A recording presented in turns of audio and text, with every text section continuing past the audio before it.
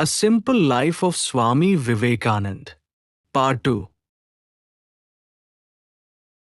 Chapter 7. At the Cossipore Garden House. Naren's life had been completely upset by his father's death. His mind was in a turmoil. He found peace only at the feet of Sri Ramakrishna. In 1885, Sri Ramakrishna began to suffer from a sore in his throat. It became worse and worse, and finally it was learned that he had cancer, a terrible disease. His disciples and devotees came forward to help him. A garden house was rented for him at Cossipore. He moved there, and many of his young disciples began to stay there and nurse him. Naren was one of those who spent most of their time at Cossipore. He sometimes had to go to Calcutta on family business, but he spent the rest of his time with Sri Ramakrishna. Naren and the other disciples devoted themselves to the service of their master. Naren was their leader. When they had time, they would gather together and sing, study, or discuss the great qualities of Sri Ramakrishna. Naren wanted very much to realize God, to see God, for he felt that this was the only purpose of life. Sri Ramakrishna gave him many hints about how to meditate, and he spent much time in meditation. He had wonderful experiences during meditation. Sometimes he would completely forget the outside world. Once Naren and Sri Girish Chandra Ghosh, the great poet and dramatist, sat under a tree for meditation. Girish tried to meditate, but there were too many mosquitoes. They buzzed around his head and bit him, and he could not meditate. He wondered if Naren was able to meditate, so he opened his eyes to see what he was doing. He was surprised to see that mosquitoes covered Naren's body like a blanket. But Naren did not seem to feel anything since he was lost in meditation. One evening, Naren had the highest spiritual experience. While meditating, he forgot the outside world and even his own body. He thought of nothing but God and God alone. His mind was literally filled with God. He felt great joy and happiness. This experience is called samadhi. Sri Ramakrishna began to prepare Naren for the work he was to do later. He asked Naren to look after the other young devotees and to see that they continued to practice meditation. One day Sri Ramakrishna asked them to beg their food from door to door as the sadhus do. The food they collected was offered to Sri Ramakrishna. He ate it with great joy and said that such food was pure. He also gave ochre robes to the boys and in this way initiated them as monks. The end came all too soon. On 16th August 1886, Sri Ramakrishna passed away, leaving his disciples full of sorrow. Some stayed at the Cossipore Garden House for a time and others returned home and began to study. Naren, however, started to organize them into a monastic brotherhood. Chapter 8. At the Baranagore Math. The young monks could not stay at Cossipore for long, since the rent of the house was too high. But with the help of a devotee, they rented a smaller house at Baranagore. Here they established the first monastery of the Ramakrishna order. The house was old and decayed. The garden was full of weeds. Cobras lived under the ground floor of the house, and local people believed there were ghosts in the house. It was a strange place, but the young monks lived there because the rent was cheap. It was also quiet and peaceful. They were very poor. There were hardly enough clothes, and their food was not good. For months they had nothing to eat but rice and some boiled leaves. Naren and the others cared nothing for this. They thought only of God. Naren was the leader. He went to those boys who had returned home and persuaded them to join the monastery. Naren looked after them and inspired them to think of God. They meditated for long hours. They sang songs. They discussed the religious ideas of all sects and religions. They tried to follow everything that Sri Ramakrishna had taught them. During this period, they took the monastic vows of sannyasa. They also took new names. Naren, however, did not take a permanent name, and when he wandered through India, he changed his name now and then. Sometimes he used the name Swami Vivekananda, and sometimes other names. When people speak of him now, they often call him Swamiji. Chapter 9. Wandering Days. Swamiji stayed at the Baranagore Math for 2 years. Some of the other monks left the Math and began to wander from one place to another. Hindu monks have been doing this for thousands of years. Swamiji also became restless. In 1888, he left the Math and went to Banaras for a week. While there, he met two famous saints, Trilanga Swami and Swami Bhaskarananda. An interesting incident happened at that time. One day Swamiji was returning from a visit to the temple of Mother Durga. Suddenly, a troop of monkeys began to run after him. Swamiji was afraid they might bite him and he began to run away. But the monkeys kept on chasing him. He ran as fast as he could, but they still kept on his heels. He did not know what to do as he was losing his breath. Just then an old Sannyasin who happened to pass that way called out to him, "Stop! Face the brutes." Swamiji stopped, turned around and stood facing the monkeys. When he did this, the monkeys got frightened and ran away. Swamiji then had a good laugh over this. He later visited many other cities in North India. At Hathras, the railway station master, Sri Sharad Chandra Gupta, became his disciple. He followed Swamiji and later took the name Swami Sadanand. They went together to Rishikesh and spent some time there in meditation. But the life was hard and their health suffered. They had to return to the Baranagore Math. After a year, Swamiji again began to wander. He went to Ghazipur where he met the famous saint Pavhari Baba. He then returned to Calcutta. In 1890, he left the Baranagore Math and did not return for many years. One of his brother disciples went with him. They went to Banaras and many other places and then wandered through the Himalayas. They stopped at Rishikesh but suffered from fever. Later, Swamiji came down and spent several weeks at Meerut. Some of his brother monks joined him there for a time. Many things happened to Swamiji while he was wandering, some good and some bad. Often he had nothing to eat for a long time and often he was tired and hungry. But he also met many kind-hearted people who helped him. Often it was the poor and lowly who gave him food and shelter. Once he was sitting in the hot sun at a railway station in Uttar Pradesh. He had not eaten anything for over a day and he could not even get a drink of water because he had no money. A Baniya began to taunt Swamiji. He did not think that men should become monks.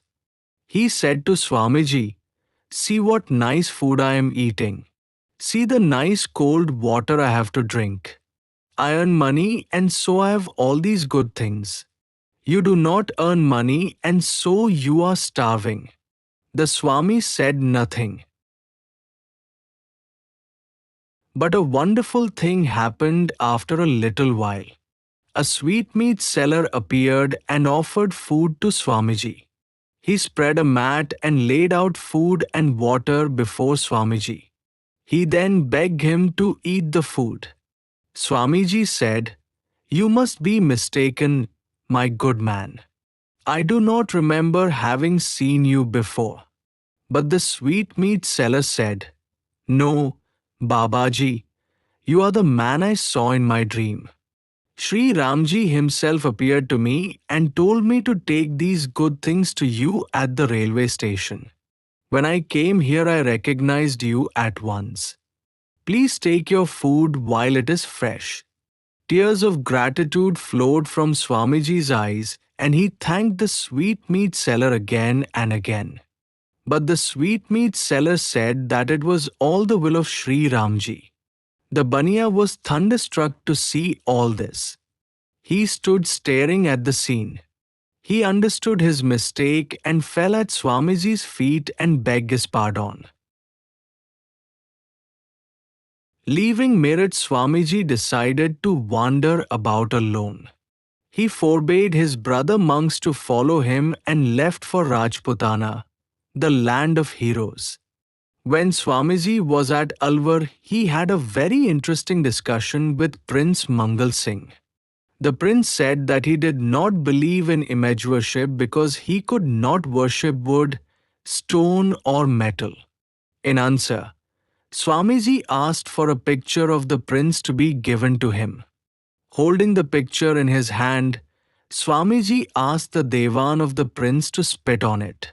At this, the Devan grew terrified and said, "What? Swamiji, this is the likeness of our Maharaja. How can I do such a thing?" Swamiji now said to the prince, "See, Your Highness, though you are not actually present in the picture, your devoted servant sees the shadow of your form in it. This picture is only a piece of paper, but your servants treat it with respect because it reminds them of your Highness. Similarly, devotees worship God in an image because it brings to their mind some special form of God and helps them to concentrate. They actually worship the same one God and not the stone or metal as such." At this, the Maharaja said with folded hands, "Swamiji, till now I did not understand the meaning of image worship. You have opened my eyes." Swamiji visited many other places, and at Mount Abu he met the Maharaja of Khetri. Later he went to Khetri with the Maharaja. The Maharaja became his devoted disciple and they had many long talks together. The Vami loved the Maharaja dearly and there was a very wonderful relationship between them. The Maharaja was later able to help Swamiji in many ways. But Swamiji again became eager to wander. He left Khetri and passed through the Bombay Presidency and much of South India. He stayed for some time with the Maharaja of Mysore, who became his great friend and admirer. The Maharaja offered to help him with his mission. He made a recording of Swamiji's voice and kept it in the palace for many years. Swamiji left Mysore for Rameswaram.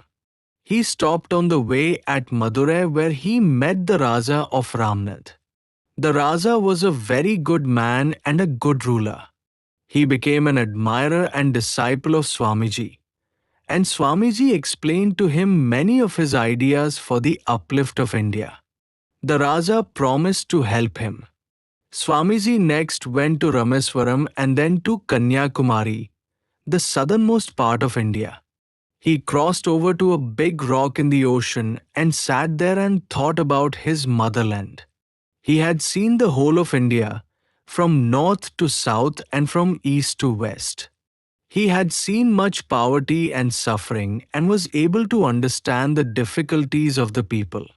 Yes, The common people of India were very poor, but Swamiji also saw how good they were, how gentle and kind-hearted. They had to do much hard work for which they received very little money. Swamiji felt deeply for the people and was anxious to do something for them. But what could he, a poor homeless monk, do? He had appealed to many princes, to rich and educated people. He had appealed to young students also. They all listened to him and admired him as a monk and teacher. But they did nothing to put his ideas into practice.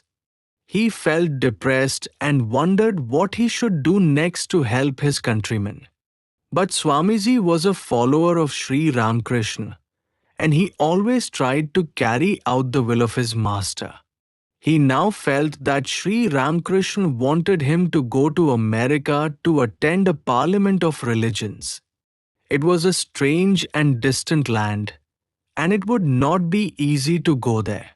But he also felt that, somehow, he would be able to help his own country better from the West. To fulfill the will of God, then, he decided to make the journey to America. This is the resolve he made while sitting on the rock at Kanyakumari. Swamiji next went to Madras, where many intelligent young men became his enthusiastic followers. He gave several talks before different groups and met many important and educated people. He told them about his idea of going to America. His young disciples became very enthusiastic about this, and they began to raise money for the ticket. At this time, the Maharaja of Khetri invited Swamiji to visit his capital again. It was the Maharaja who gave the Swami a first-class ticket on a ship going to Canada and many things he needed for the trip. The Maharaja also suggested that he take the name Vivekananda. Swamiji accepted this name, and for the rest of his life he was known as Swami Vivekananda. Chapter 10. To America. Swami Vivekananda sailed from Bombay on 31st May, 1893. The ship stopped at Ceylon, Singapore, Hong Kong and other ports in China and Japan. Swamiji enjoyed the trip very much. The ship then sailed to Vancouver, Canada. Swamiji left Vancouver by train for Chicago. On the train, a rich, cultured lady named Miss Sambon was impressed by his noble personality and her conversation with him. She said to Swamiji, "If you ever come to my home near Boston, I shall be happy to have you as my guest and introduce you to persons of learning and culture." Swamiji reached Chicago in the middle of July. It was a strange new world. He visited the Chicago World's Fair where the Parliament of Religions was to be held. He was surprised to see all the exhibits and scientific inventions. He marveled at the machinery, the industrial products and the arts. After a few days, Swamiji went to the Information Bureau to find out about the Parliament of Religions. He was dismayed to learn that the Parliament would not open until September. Moreover, they told him that he could not be accepted as a delegate at the Parliament because he had no papers to show that he represented any group or sect. They also told him that the time for admission was already past. This news was a great blow. Worse still, he was fast running out of money. He had to wait almost 2 months for the Parliament. But his money would soon be spent and then he would have to starve. Swamiji left Chicago and went to Miss Sambon's place near Boston, as he was told he could live there more cheaply than in Chicago. He also remembered Miss Sambon's cordial invitation to visit her home. While in her home, he met Professor J. H. Wright of Harvard University. He had a long discussion with the professor and talked about many different subjects with him. Professor Wright recognized Swamiji's great scholarship and said that he should represent Hinduism at the Parliament of Religions. Swamiji told him that he had no official letter from any organization. The professor replied, "To ask you, Swami, for credentials is like asking the sun to state its right to shine." Professor Wright arranged everything for Swamiji. He wrote to the chairman of the Committee of the Parliament of Religions introducing Swamiji. In this letter, he said, "Here is a man who is more learned than all our learned professors put together." He also presented Swamiji with a ticket to Chicago. Swamiji was very happy to see how God's purpose was being fulfilled. When Swamiji reached Chicago, he found that he had lost the address of the committee. He did not know where to go. He was tired, and finding no other place, he spent the night in a large empty box.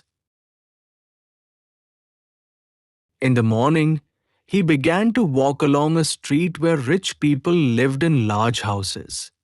Like a sannyasin, he began to beg for food from door to door. But he was treated rudely, and even the servants insulted him, for begging is condemned in the West. He did not know what to do. At last, he decided just to wait for the will of God. If God had brought him to the West for some purpose, then he would look after him. So he sat down by the side of the street, determined to wait until something happened. Just then the door of a nearby house opened and a lady came out. She went up to Swamiji and asked him, "Sir, are you a delegate to the Parliament of Religions?" Swamiji told her all about himself. The lady invited him into her home and instructed the servants to look after him. She saw that he had breakfast and then took him to the office of the Parliament.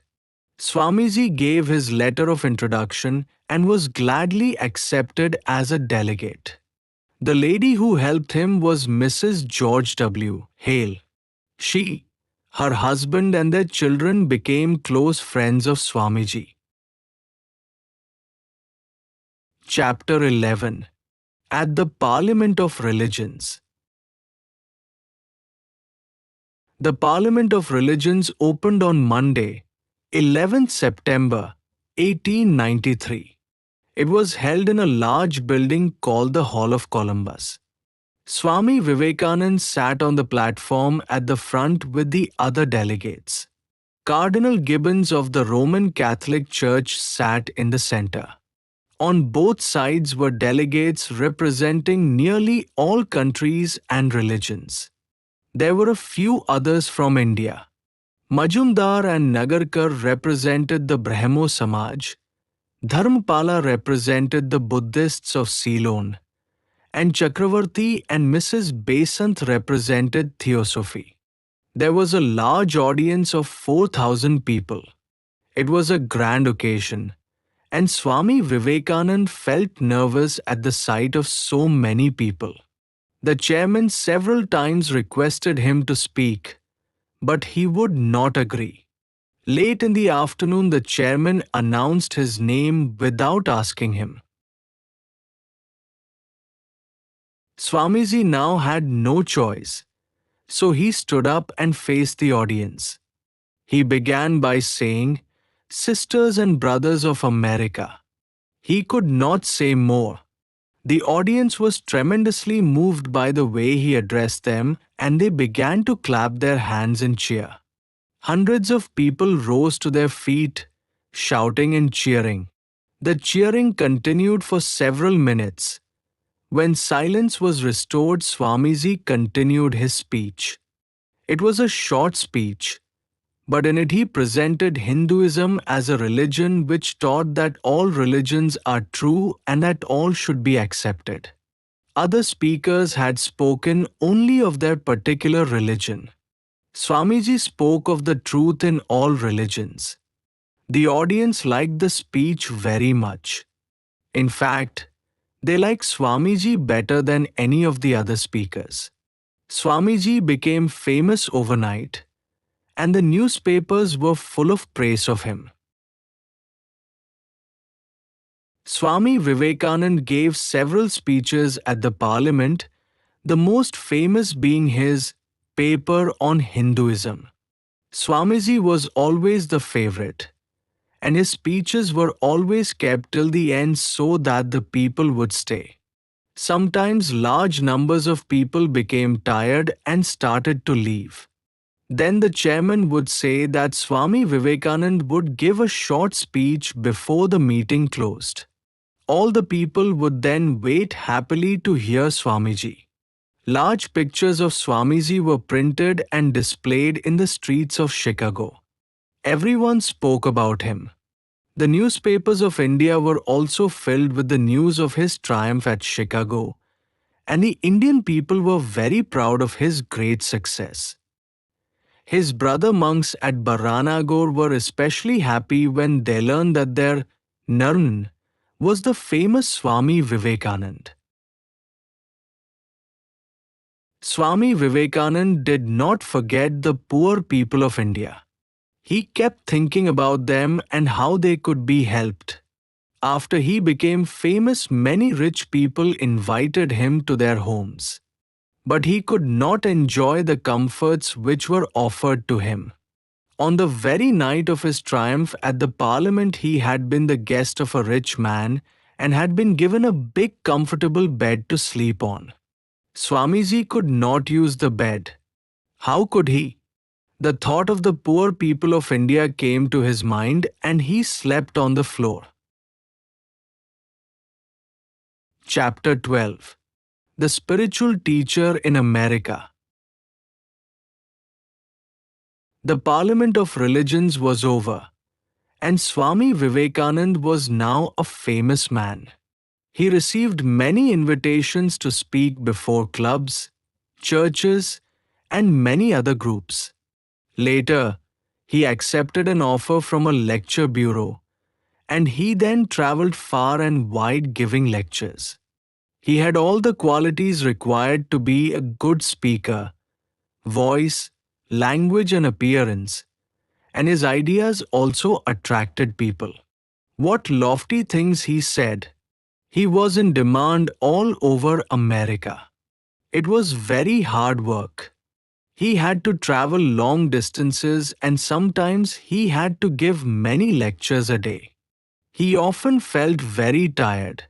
Sometimes his mind also was tired, and he would wonder what to say in his lecture the next day. Then a strange thing would happen. When he went to bed at night, he would hear a voice talking to him or giving a lecture. He would get many new ideas in this way. Yes, it was hard work, and yet he continued to travel and give lectures for about 1 year. There was great excitement wherever he went, and the newspapers wrote long articles about him. Once he gave a lecture in a western town where there were some cowboys. They heard him say that a spiritual man was not disturbed by what happened around him. They decided to test him. He spoke to them in the open air, standing on a wooden tub. Suddenly there was a terrible noise. The cowboys were shooting their guns and bullets went whizzing past Swamiji's ears. The men were testing him. But Swamiji paid no attention to the shots and continued his lecture. Afterwards, the cowboys came to him and said that he was a right good fellow. Late in 1894, Swamiji decided that he had done enough traveling. He now decided to stay in one place and train a number of disciples to carry on the work. He began to live in New York and gave a series of lectures. A group of sincere people gathered round him and followed his teachings. This work was so successful that he started a Vedant society there. He held classes and gave lectures in which he said that God is in all men.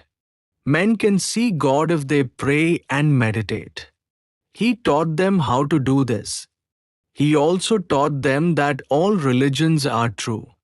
People came to him for help and advice, and some became his disciples. Among them, there were many important people.